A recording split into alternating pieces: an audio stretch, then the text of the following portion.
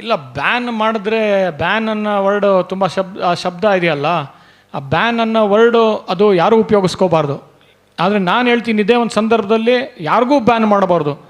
ಅದು ಈ ಹಿಂದೆ ಮಹಿಳೆಯರಿಗೆ ಬ್ಯಾನ್ ಮಾಡಿದ್ರು, ಅದೇ ಮಾಡಬಾರ್ದಿತ್ತು. ಫಸ್ಟ್ ಆಫ್ ಆಲ್ ಮಹಿಳೆಯರಿಗೆ ಬ್ಯಾನ್ ಮಾಡಿದ್ರು, ನೀವು ಕೇಳ್ತೀರಾ ಪುರುಷರಿಗೆ ಯಾಕೆ ಮಾಡ್ತಾಯಿಲ್ಲ ಅಂತ. ಬ್ಯಾನ್ ಅನ್ನೋದೇ ಮಾಡಬಾರ್ದು ಯಾವಾಗಲೂ ಯಾರಿಗೂ. ಯಾಕೆಂದರೆ ಕೋರ್ಟಲ್ಲಿ ಯಾರಿಗೂ ಕೆಲಸ ಇಲ್ಲದೆ ಇರಬಾರ್ದು ಅಂತಲೇ ಹೇಳುತ್ತೆ.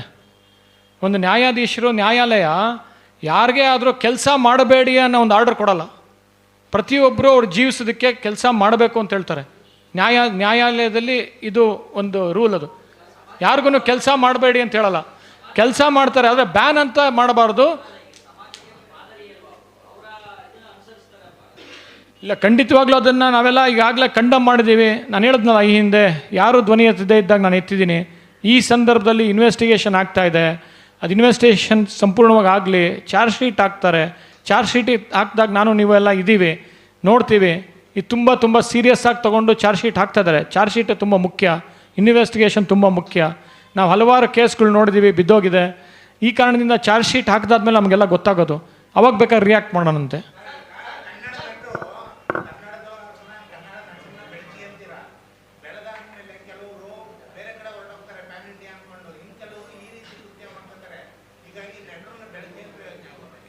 ಬೇರೆ ಸಾಕಷ್ಟು ನಟರಿದ್ದಾರೆ, ಕನ್ನಡ ಇಂಡಸ್ಟ್ರಿನ ಬೆಳೆಸ್ತಾರೆ, ಹಿಂದೆ ಬೆಳೆಸಿದ್ದಾರೆ.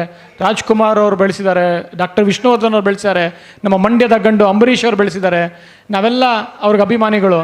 ಬೆಳೆಸ್ತಾರೆ, ಈ ಮುಂದೆ ಯುವಕರು ಬೆಳೆಸ್ತಾರೆ, ಯುವ ಪ್ರತಿಭೆಗಳಿದ್ದಾರೆ, ಅವರೆಲ್ಲ ಬೆಳೆಸ್ತಾರೆ, ಬೆಳೆಯುತ್ತೆ. ಒಬ್ಬರಿಂದ ಯಾವತ್ತೂ ಕನ್ನಡ ಚಿತ್ರರಂಗ ಬೆಳೆಯಲ್ಲ, ಉಳಿಯಲ್ಲ, ಬೀಳಲ್ಲ.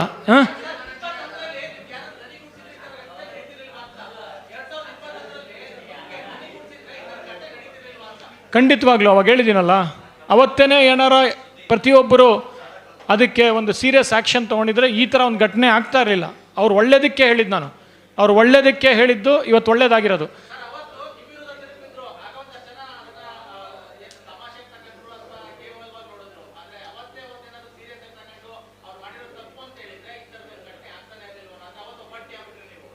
ಖಂಡಿತವಾಗ್ಲೂ ನಿಮಗೆಲ್ಲ ಗೊತ್ತಿದೆ, ನಾನು ಯಾವುದೇ ಒಂದು ಹೋರಾಟದಲ್ಲಿ ನಾನು ಒಬ್ಬಂಟಿ ಅಂತ ನೋಡಿಲ್ಲ. ಬಂದು ಧ್ವನಿ ನೀಡಿದ್ದೀನಿ, ಹೋರಾಟ ಮಾಡಿದ್ದೀನಿ. ನನಗೆ ಯಾವುದೇ ಒಂದು ಬೆಂಬಲ ಇಲ್ಲದೇ ಇದ್ದಾಗಲೂ ಮಾಡಿದ್ದೀನಿ. ಯಾಕೆಂದರೆ ನಮ್ಮ ತಂದೆಯವರು ಹೇಳ್ಕೊಟ್ಟಿರೋದು ಆ ಥರ ಒಂದು ಇದು. ಅವರು ನೀವು ನೋಡಿದಿರ ಯಾವ ಥರ ಹೋರಾಟ ಮಾಡಿದ್ದಾರೆ ಅಂತ. ನವಲ್ಗೊಂದು ಹೋರಾಟದಲ್ಲಿ ಗೋಲಿಬಾರ್ ಆದಾಗ ರೈತರ ಮೇಲೆ, ಅವಾಗ ಏಕಾಂಗಿಯಾಗಿ ಹೋಗಿ ಅಲ್ಲಿ ಪ್ರೊಟೆಸ್ಟ್ ಮಾಡಿ ಒಂದು ಪತ್ರಿಕೆಯಲ್ಲಿ ಬರೀತಾ ಒಂದು ಅವ್ರಿಗೆ ರೈತರಿಗೆ ನ್ಯಾಯ ಒದಗಿಸಿದ ಅಷ್ಟೇ ಅಲ್ಲ, ಅವರು ಸರ್ಕಾರನೇ ಬೀಳಿಸಿದ್ರು. ಸೊ ಈ ಕಾರಣದಿಂದ ಹೇಳೋದು, ನಿಮಗೆ ಯಾರೂ ಬೇಕಾಗಿಲ್ಲ ಬೆಂಬಲ ನೀಡೋದಕ್ಕೆ. ನೀವು ಸತ್ಯದ ಒಂದು ದಾರಿ ಹಿಡಿತಿದ್ದೀರ ಅಂದರೆ ನೀವು ಹೋರಾಟ ಮಾಡಬೇಕು. ಅದಕ್ಕೆ ಹೇಳ್ತಾ ಇರೋದು, ಇನ್ನೂ ಸಮಯ ಇದೆ, ಅದಕ್ಕೆ ಚಾರ್ಜ್ ಶೀಟೆಲ್ಲ ಆಗಲಿ. ಥ್ಯಾಂಕ್ ಯು, ಧನ್ಯವಾದಗಳು.